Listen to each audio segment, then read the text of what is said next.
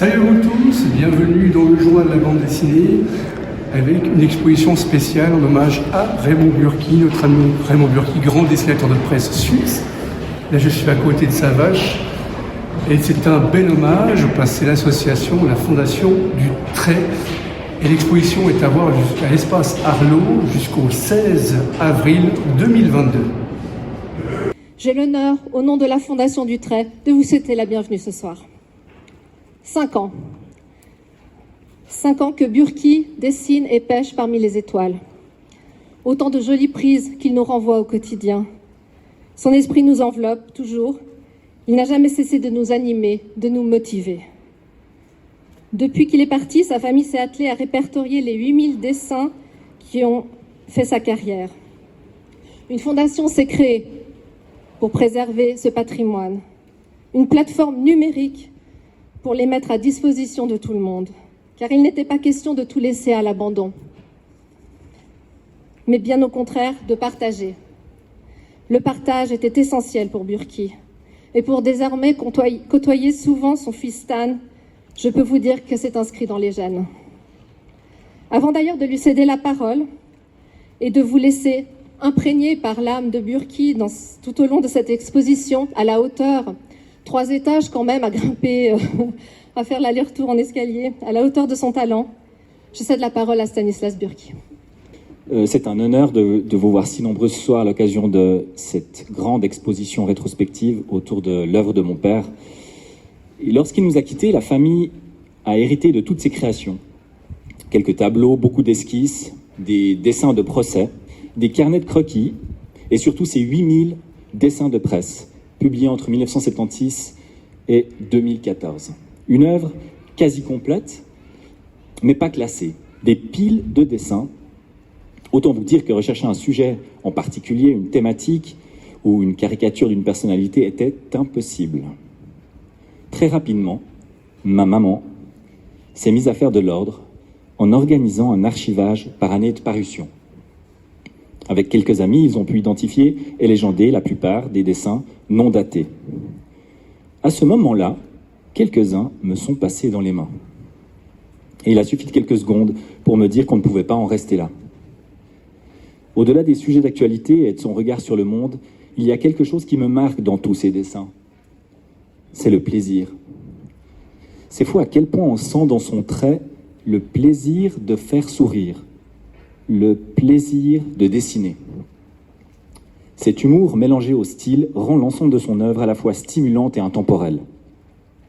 Alors, dans l'idée de partager, valoriser la richesse de ce patrimoine et de la rendre accessible au plus grand nombre, de défendre la forme d'existence du dessin de presse en Suisse romande, nous avons pris le parti de créer la Fondation du Trait. Sans but lucratif et reconnue d'intérêt public, cette fondation s'est donnée la mission, avec le soutien d'entités publiques et privées, de réaliser plusieurs projets de sensibilisation à la liberté d'expression auprès des nouvelles générations. Cette rétrospective et la sortie de son catalogue que nous vernissons ensemble ce soir marquent les premiers grands projets de la Fondation du Trait. Sans aucun doute, la plus grande exposition monographique jamais réalisée autour de l'œuvre de Burki. On inaugure aussi ce soir, en avant-première, la plateforme numérique le trait.ch, un projet aussi novateur qu'unique en son genre, autour du dessin de presse francophone. Ce site internet vous donne un accès libre et grand public à quasi la totalité des dessins de Burki. Plusieurs fois, on m'a demandé, en fait, ton papa, il fait quoi dans la vie à part des dessins? Mais ces gens-là n'imaginaient pas le temps qu'il lui fallait pour produire un bon dessin. En fait, ça lui prenait tout son temps. Il débranchait jamais. Ça lui mangeait l'esprit en continu. Un perfectionniste, un éternel insatisfait. À la retraite, je l'entendais encore chercher le bon papier pour que l'aquarelle réagisse au mieux sous le pinceau. Et mon père m'a souvent répété qu'un bon dessin de presse doit être compris en 2 secondes. Salut Alex. Salut. En fait, tu es dessinateur de presse du journal La Liberté. Pour toi, qui était Raymond Burki? Raymond Burki, c'est déjà une référence dans le métier. Si on parle de la professionnellement, hein, c'est quelqu'un qui avait un talent quand même hors du commun dans sa régularité, dans sa façon de travailler. Et puis quand on voit simplement le résultat, simplement tout ce qu'il a amené, la somme de tout ce qu'il a apporté, de toutes ces des enluminures, c'est au-delà du dessin de presse, c'est de l'art. Burki d'ailleurs, il est au mur d'un musée, pas pour rien. Ça va tellement plus loin que simplement le dessin de presse et le regard d'actualité. Burki, c'est de l'artiste par excellence, quoi. Et en même temps, c'est la preuve qu'il est toujours là. Il est rentré dans un musée. Et en même temps, ses dessins sont toujours vivants et toujours d'actualité. Oui, bien sûr. Alors l'actualité est quand même un peu cyclique. On retrouve souvent les mêmes choses, les mêmes dessins. On a un peu les dessinateurs, on a un peu tous les mêmes idées.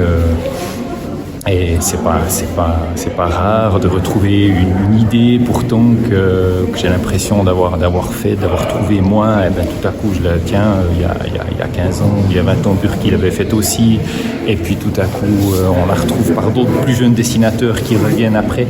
C'est pas copié, c'est pas inspiré, c'est parce que le métier veut que voilà on triture les mêmes